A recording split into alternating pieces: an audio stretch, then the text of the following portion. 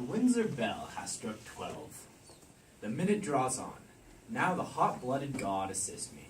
Remember, Jove, thou wast a bull for thy Europe. Love set on thy horns. O powerful love, that in some respects makes a beast a man, in some other a man a beast.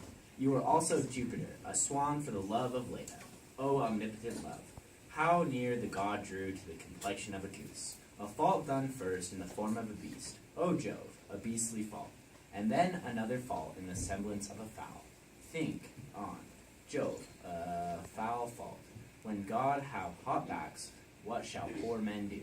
For me, I am here a Windsor stag, and the fattest. I think I the forest send me cool rut time, Jove, or who can blame me to piss my tallow? Come here, my doe. Sir John, art thou there, my dear? My male dear? My doe with the black scud, let the sky rain potatoes, let it thunder to the tune of green sleeves, hail-kissing comforts, and snow errand goes. Let there come a tempest of provocation. I will shelter me here. Mistress Pages, come with me, sweetheart. Divide me like a bride buck, each a haunch. I will keep my sides to myself, my shoulders for my fellow of this walk, and my horns I bequeath your husbands. Am I a woodman, huh? Speak, I like Herne, the hunter. Why now is Cupid a child of conscience? He makes restitution, as I am true spirit. All of those sounds are Alas, what noise? Heaven forgive our sins! What should this be? Away, away! I think the devil will not have me damned, lest the oil that is me shall set hell on fire. He would never else cross me thus.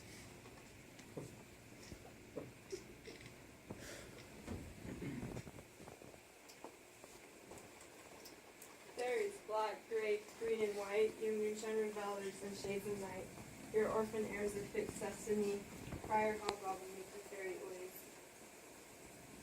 Elves, list your names, silence you airy toys. Cricket to Windsor chimneys shalt thou lead, where fires thou find'st unraked and hearths unswept.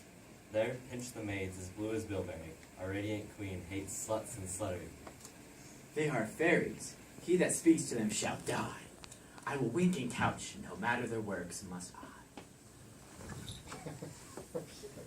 Where's Bede? Go ye and find ye a maid, that ere she sleep has thrice her prayers said.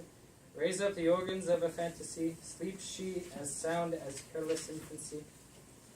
But those asleep and think not on their sins, pinch them, arms, legs, back, shoulders, sides, and shins. About, Schritz Winster's castle, elves within and out, Struge like alphas on every sacred room, that it may stand till the perpetual doom, and state as wholesome as in state 'tis fit, where dig the owner and the owner it.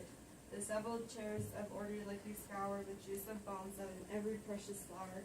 Each fair installment coat and several crest, with loyal blazon evermore be blessed. And nightly from meadow fairies like you sing, like to the garter's compass in a ring. The expressions that it bears, green let it be, more fertile fresh than all the field to see. And only sweet ye mighty pence right, in emerald tests flowers purple, blue, and white, like sapphire pearls and rich embroidery, buckle below the fair knighthood's bending knee. Fairies he slaughters for their character, away dispersed, but 'tis 1 o'clock. Our dance the customs round the oak of Ernie Hunter, let us not forget. Pray ye, lock hand in hand, yourselves in order set, and 20 glow worms shall our lanterns be, to guide our measure round about the tree. But stay, I smell a man of Middle Earth. Heaven defend me from the Welsh fairy, lest he transform me to a piece of cheese. Vile worm, thou wast overlooked even thy birth. But child fire, touch me his finger end. If he be chaste, the flame will back descend, and turn him to no pain, but if he start, it is the flesh of a corrupted heart. A trial come. Come, will this wood take fire? Oh, oh, oh! Corrupt, and tainted in desire, about him fairies, singing a scornful rhyme, and as you trip, still pinch him to your time.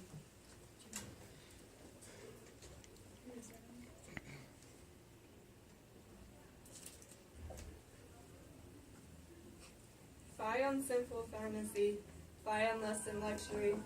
Lust is but a bloody fire, kindled with unchaste desire. Fed in heart, who flame aspire, as thoughts do blow them higher and higher. Pinch and sparrows mutually, pinch him for his villainy. Pinch him and burn him and turn him about, for candles and starlight and moonshine be out.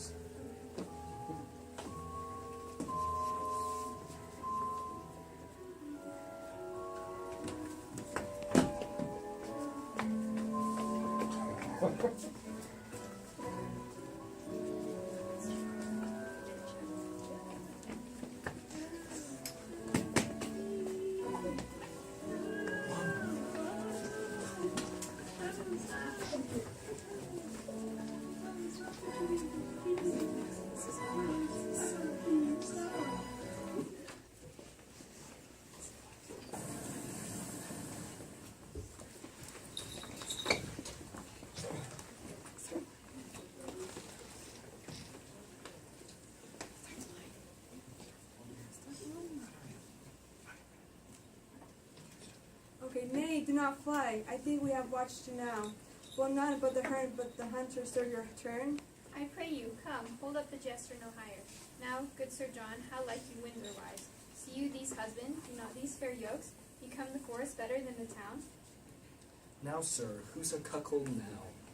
Master Brooke, Falstaff's a knave, a cuckoldly knave. Here are his horns, Master Brooke. In Master Brooke he hath enjoyed nothing of fords, but his buck basket, his cudgel, and 20 pounds of money, which must be paid to Master Brooke. His horses are arrested for it, Master Brooke. Sir John, we have had ill luck. We could never meet. I will never take you for my love again, but I will always count you as my dear. I do begin to perceive that I was made an ass. Aye, and an ox too, both the proofs are extant. And these are not fairies. I was 3 or 4 times in the thought that they were not fairies, and yet the guiltiness of my mind, the sudden surprise of my powers, drove the grossness of the foppery into the received belief, in despite of the teeth of all the rhymes and reasons, that they were fairies. See now how wit may be made a jack-o'-lantern, when 'tis upon all employment. Sir John Falstaff, serve God, and leave your desires, and fairies will not pinch you. Well said, Fairy Hugh. And leave you your jealousies too, I pray you. I will never mistrust my wife again, till thou art able to woo her in good English. Have I laid my brain in the sun and dried it, that it wants matter to prevent so gross outreaching as this? Am I ridden with a Welsh goat too? Shall I have a coxcomb of fries? 'Tis time I were choked with a piece of toasted cheese. Cease is not good to give pooter. Your pelly is all pooter. Cease and pooter? Have I lived to stand at the taunt of one that makes fritters of English? This is enough to be the decay of the lust and late walking through the realm. Why, Sir John, do you think, though, we would have thrust virtue out of our hearts by the head and shoulders, and have given ourselves with scruple to hell, that ever the devil could have made you our delight? What? A haunch pudding? A bag of flax? A puffed man? Old, cold, withered, and intolerable in trials, And one that is slanderous as Satan? and as poor as Job, And as wicked as his wife? And given to fornications, and to taverns, and sack and wine, and methaglins, and to drinkings, and swearings, and starings, cribbles, and crabbles. Well, I am your theme. You have to start at me. I am dejected. I am not able to answer the Welsh flannel. Ignorance itself is a plummet o'er me. Use me as you will. Marry, sir, will bring you to Windsor, to one Master Brooke, that you have cousin of money, to whom you should have been a pander. Over and above that you have suffered, I think sure pay that money will be a biting affliction. yet be cheerful, knight. Thou shalt eat a posset tonight at my house, where I will desire thee to laugh at my wife, that now laugh at thee. Tell her, Master Slender hath married her daughter. Doctors doubt that. If Anne Page be my daughter, she is, by this, Dr. Caius' wife. Whoa, ho, ho, Father Page. Son, how now, son, have you dispatched? Dispatched, I'll make the best of Gloucestershire know in it. Would I were hanged a lot else. Of what, son? I came yonder at Eton to marry Mistress Anne Page, and she's a great, lubberly boy. If it had been in the church, I would have swinged him, or he should have swinged me, if I did not think it had been Ed Page. What I might never stir, and it is a postmaster's boy. Upon my life, then, you took the wrong. What need you tell me that? I think so. When I took a boy for a girl, if I had been married to him for all he was in a woman's apparel, I would have not have had him. Why, this is your own folly. Did not I tell you how you should know my daughter by her garments? I went to her in white and cried mum, and she cried budget, as Anne and I had appointed, and yet it is not Anne, but a postmaster's boy. Good George, be not angry. I knew of your purpose. Turn my daughter into green, and indeed, she is now with the doctor at the deanery, and they're married. Where is Mistress Page? By God, I am cousin. I am married on Garkin, on Payson, a boy. 'Tis not Aunt Page. By God, I am cousin. Why, did you take her in green? Aye, this is a boy. By God, I'll raise all Windsor. This is strange. Who hath got the right Anne? My heart misgives me. Here comes Master Fenton. How now, Master Fenton? Pardon, good father. Good my mother, pardon. Now, mistress, how chance you went not with Master Slender? Why went you not with Master Doctor, maid? You do amaze her. Hear the truth of it. You would have married her most shamefully. There was no proportion held in love. The truth is, she and I long since contracted, are now so sure that nothing can dissolve us. The offense is holy that she hath committed, and this deceit loses the name of craft, of disobedience or unduteous title. Since therein she doth eviate and shun 1,000 irreligious cursed hours, which forced marriage would have brought upon her. Stand not amazed, here is no remedy. In love the heavens themselves do guide the state. Money buys lands, and wives are sold by fate. I am glad, though you have ta'en a special stand to strike at me, that your arrow hath glanced. Well, what remedy, Fenton, having give thee joy? What cannot be skid must be embraced. When night dogs run, all sorts of deer are chased.